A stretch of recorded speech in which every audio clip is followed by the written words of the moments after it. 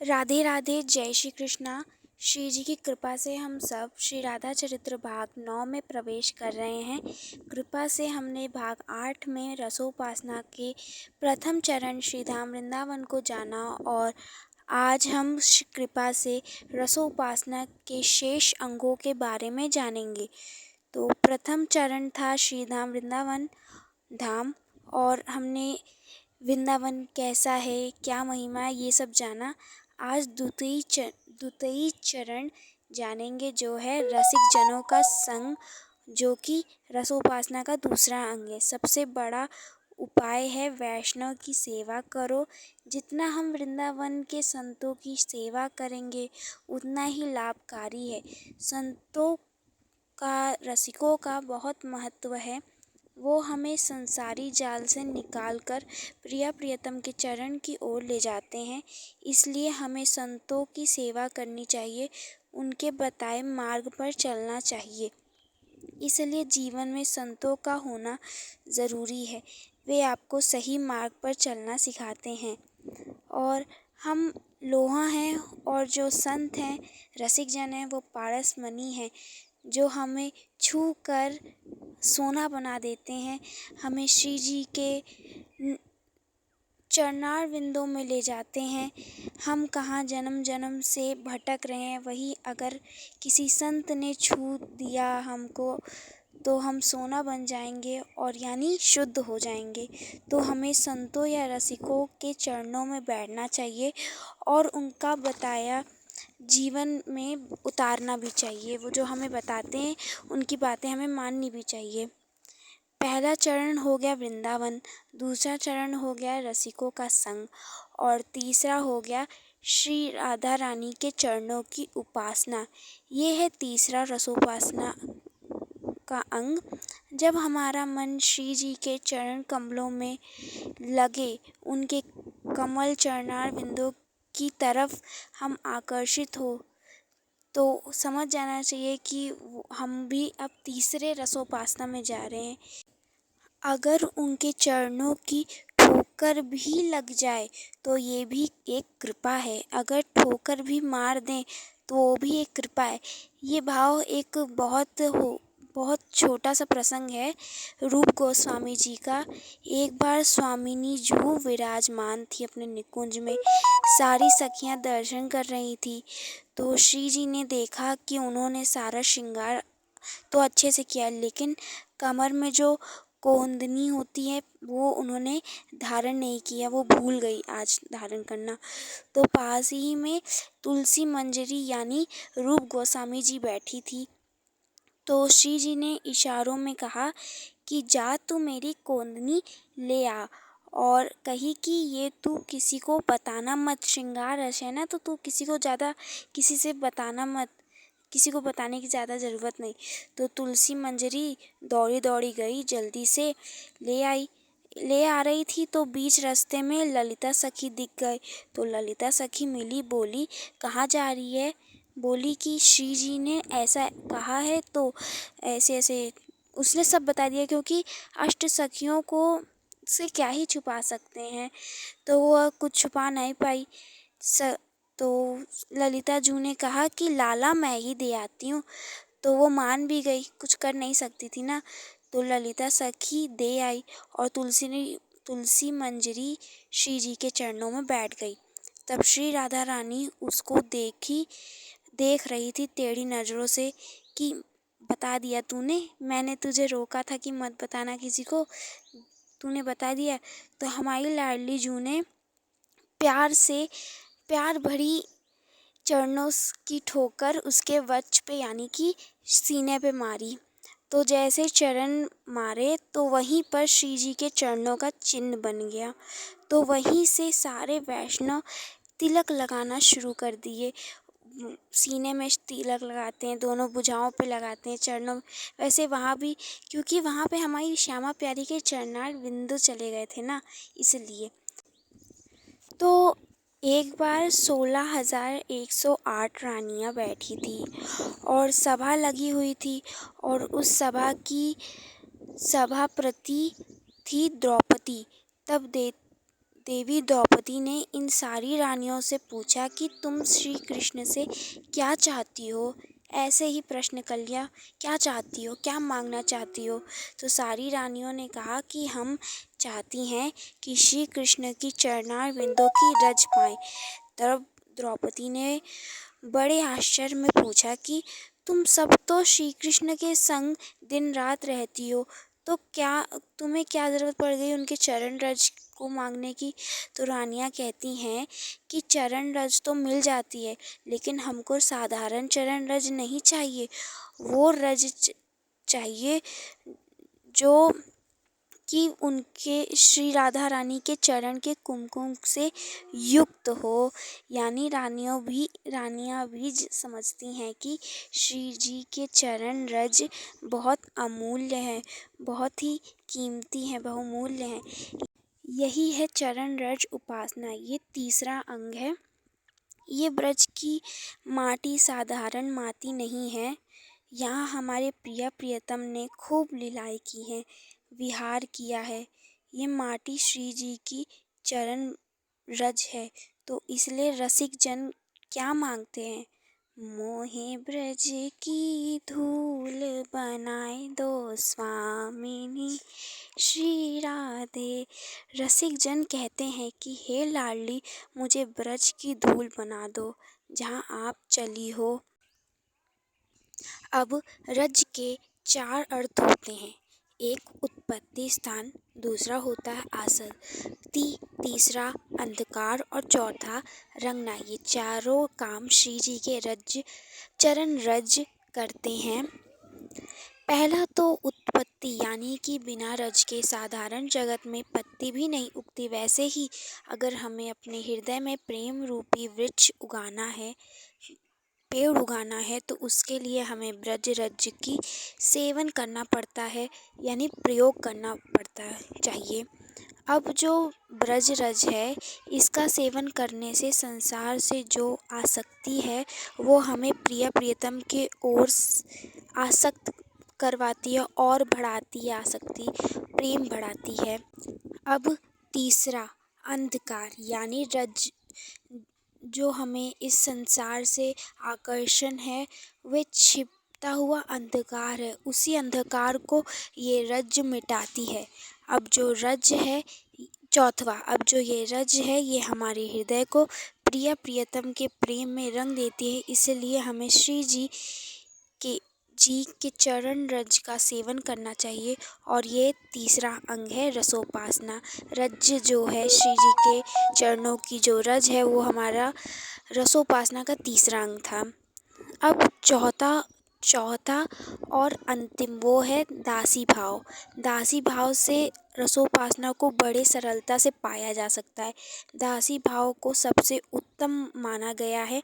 हमको उनकी दासी रहना है, सखी बनना है, किंकरी भाव लाना है अपने मन में। तो इन चारों अंगों को हमें अपने हृदय में लाना है। इनको लाने से हमें प्रिय प्रियतम की रसोपासना मिलती है और हम उनके तरफ आसक्त होते हैं, रस प्राप्त होता है। अगर हमको अनुभूति होती है तो वो उसमें अहंकार नहीं होना चाहिए। पहले तो इसके हम लायक नहीं थे, उन्होंने थोड़ी अनुभूति क्या कराई, हमने उसका घमंड कर लिया। लेकिन ये सब जो भी हो रहा है ये सिर्फ उनकी कृपा से हो रहा है, दया से हो रहा है। इसलिए हमें कभी भी ये घमंड नहीं करना कि हमने ऐसा किया, हमने नहीं, सब श्री जी करवाती हैं। अब निकुंज में कुछ भी होता है तो आनंद के लिए होता है। तो सखियाँ सोचती हैं कि ऐसा क्या करें कि युगल सरकार को अच्छा लगे, आनंद आए, रास आए। तो सखियाँ कुछ ना कुछ ऐसा करती हैं। एक बार श्री राधा रानी के मन में आया कि आज कुछ नया करा जाए, कुछ अलग रस होना चाहिए, अलग लीला होनी चाहिए। तो श्री जी चाही तो अब निकली उसी को पूरा करने के लिए। तो क्या हुआ, सखियों का एक समूह, एक झुंड श्री जी के भवन पहुंचा। श्री जी तो सोच रही थी कि ऐसा आए, मैं ऐसा करूं, कुछ नया हो। इतने में ही सारी सखियां का झुंड आ गया। तब श्री जी ने आंखें खोली। तब सखी बोली कि अरे श्री जी, हम तो नंद भवन की ओर जा रहे थे, हम तो आपके यहाँ पहुँच गए तो श्री राधा रानी कहीं हंस के कि जहाँ जा रही थी जाओ, और जाओ जिनके पास जा रही थी उनको बुला के ले आओ। है हिम्मत तुम सखियों में लाने की, उनको बुलाने की हिम्मत है? तो सखियाँ बोली कि आप भी क्या याद रखोगी, हम नंदलाल को बुलाएंगे और वो आए नहीं, आप देख लेना हम ही जीतेंगे और आप हार जाओगी। तो श्री जी बोली कि जाओ तो सही, देखो तो सही। तो सारी सखियाँ चल दी, शर्त लगाई थी कि कन्हैया आएंगे कि नहीं। तो सब नंद भवन पहुँची तो श्याम सुंदर कन्हैया तो बैठे थे कि कब सारी सखियाँ आएंगी, मोकू श्री जी के पास ले जाएंगी। तो दिख गई अब सारी सखियाँ। तो कन्हैया को रस नहीं आता बिना कुछ किए। तो सारी सखियाँ पहुँची तो श्याम सुंदर पास गए, दौड़े दौड़े कहे कि चुप चुप, शांत शांत, आवाज़ नहीं, बिल्कुल भी आवाज़ मत करना। सखी बोली क्यों कान्हा? तो कहे कि आज हमारे घर में अतिथि आए हैं, तुम आती हो तो इतना शोर हल्ला मचाती होगी, धमक धमक के तो आती हो सारी। तो सारे अतिथि ये सोचेंगे कि कैसी अनपढ़ गोपियाँ हैं ये, इतने चिल्लाती हुई आती हैं। तो कहते हैं कि आज मैं बहुत जल्दी में हूँ, मैया ने मुझे आज एक काम सौंपा है। तो सब के सब हंसी, कही तुमको वो भी काम? तुमने तो आज तक सिर्फ सारे काम बिगाड़े हैं और कोई भी काम नहीं किया, और अगर कोई काम होता भी है तो उसे दाऊ दादा और नंद बाबा करते हैं। तो श्याम सुंदर ने कहा कि तुम सबन यहीं रुको, हम एक काम निपटा के आ रहे हैं। तो सारी सखियाँ सोची ठीक है रुक जाते हैं, अब ये काम करके आ रहे हैं। तो श्याम सुंदर गए, एक बूढ़ी अम्मा के यहाँ पहुँचे और बड़ी बूढ़ी अम्मा थी। तो कह रहे हैं मैया मैया, तेज तेज मैया मैया। कहे तो मैया निकली और कही कि का भयो लाला? तो श्याम सुंदर ने कहा कि तेरी छोरी कपड़ा को धो रही थी पानी में तो फिसल गई और गिर गई। तो अम्मा तो परेशान, कही कि मेरी लाली को कुछ हो तो नहीं गया, चोट वोट तो नहीं आ गई? तो कन्हैया बोले ना ना, उसको ज़्यादा चोट वोट नहीं आई है। तो मैया एक काम करो, मैं वहीं से जा रहा हूँ, मुझे उसके वस्त्र दे दो, मैं उसके पास लेते जाता हूँ, वहीं से जा रहा हूँ, उसने मुझे कहा था। तो ठाकुर जी कह रहे हैं कि वस्त्र दे दो उस गोपी के। मैया ने बोला कि मैं भी चलती हूँ। कन्हैया बोले कि इतनी चोट थोड़ी तो आ लगी है, इतना तो गिरते पड़ते रहते हैं। अब ठाकुर जी निकल पड़े और गए बीच वन में, जाकर वह गोपी के वस्त्रों को पहन लिए और वस्त्रों को पहनकर पहुँच गए, लहंगा बढ़िया पहनकर विषभानु जी के महल में पहुँच गए, श्री राधा रानी के पास पहुँच गए। श्री जी तो इंतज़ार कर रही थी कि सारी सखियाँ आएंगी, कब श्याम सुंदर को लेके आएंगी। तभी श्री जी का दुपट्टा का कोर जो था उसको किसी ने खींचा तो एकदम से चौंक गई श्री जी। उनको लगा कि श्याम सुंदर आ गए, पर आँख खोलकर देखा तो वहाँ पर तो एक सखी खड़ी थी। तो श्री राधे ने बोला कि नहीं आए वो?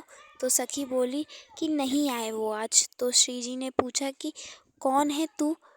तो सखी बोली कि भूल गई, हमसे ही तो तुम शर्त लगाई थी, उन सखियों के झुंड में मैं भी तो थी। तो श्री राधा रानी कहती हैं हंस के कि हार ही गई ना, मैंने कहा था कि तुम हार जाओगी, आज वो नहीं आएंगे, तुम्हारे बुलाने पे नहीं आए। तो सखी बोली कि हारी आप और आपके चरणों के चेला यानी आपके गुलाम, मैं क्यों हारूं?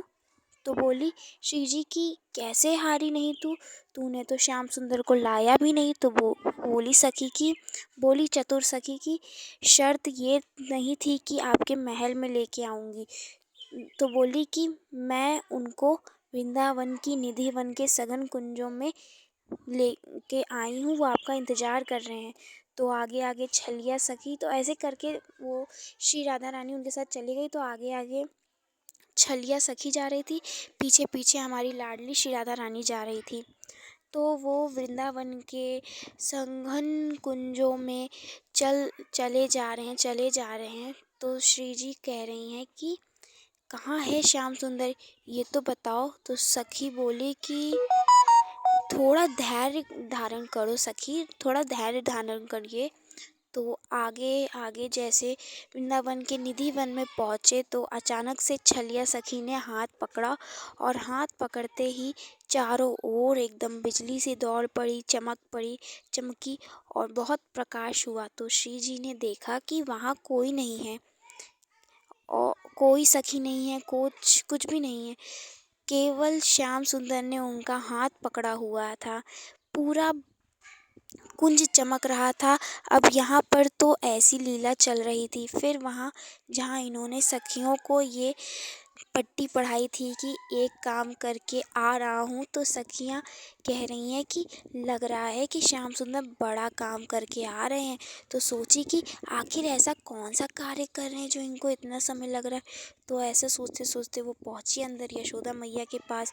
तो सखियाँ पूछी कि मैया ऐसा कौन सा कार्य आपने श्याम सुंदर को दे दिया था जो अभी तक पहुँचे ही नहीं। तो मैया कही हंस कर कि लग रहा है कि वो तुमको चकमा देकर भाग गया। तो तब तक में एक बूढ़ी अम्मा, वही बूढ़ी अम्मा पहुंची, झुक झुक कर आकर अपनी लाठी टेकी नंद भवन पर। कही कि हमारी लाली को ज़्यादा चोट तो नहीं लगी थी। तो सखी बोली कौन सी लाली, कौन सी चोट। तो इतने में ही श्याम सुंदर की बंसी की आवाज़ सखियों के कान में पड़ी। तो जैसे बंसी की सुनी सारी सखियों की आवाज़ समझ आ गया कि श्याम सुंदर ने हमको चकमा दे दिया। तो सखियाँ बोली कि ये लोग हमें यहाँ व्यस्त कर दिए और अपनी लीला में आनंद ले रहे हैं। कन्हैया तो प्रतिदिन तेज होते जा रहे हैं।